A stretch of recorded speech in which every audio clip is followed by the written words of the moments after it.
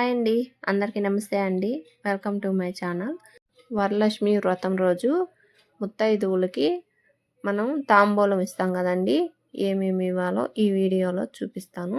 మరి వీడియోలోకి వెళ్ళే ముందుగా ఫస్ట్ టైం కొత్త వాళ్ళు వీడియో చూస్తుంటే మా ఛానల్ని ప్లీజ్ సబ్స్క్రైబ్ చేసుకోండి ఫ్రెండ్స్. వీడియో నచ్చితే లైక్ చేయండి, షేర్ చేయండి. మరి వీడియోలోకి వెళ్ళిపోదాం. చూడండి, ఒక ప్లేట్ తీసుకున్నాను, అలాగే ఒక బ్లౌజ్ పీస్ పెట్టుకున్నానండి, 2 అరటిపళ్ళు అండి. అరటిపళ్ళు తొడుముల పక్క మన సైడ్ ఉండాలి, ముందు వైపు వాళ్ళకి ఇచ్చే వాళ్ళ వైపు ఉండాలండి. అలాగే 2 అయినా 3 అయినా తమలపాకులు, 2 వక్కలు, అలాగే 2 పువ్వులు, పసుపు కుంకుమ అండి,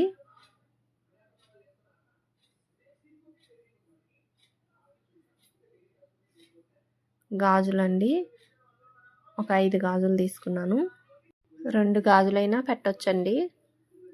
2 రూపాయలు కాయిన్ పెట్టాను. 1 రూపాయి అయినా పెట్టుకోవచ్చండి. శనగలండి, 1 గుప్పెడు శనగలు రాత్రిపూట నానబెట్టుకొని ఇవి కానీ ఇవ్వాలి తాంబూలంలో. అంతేనండి.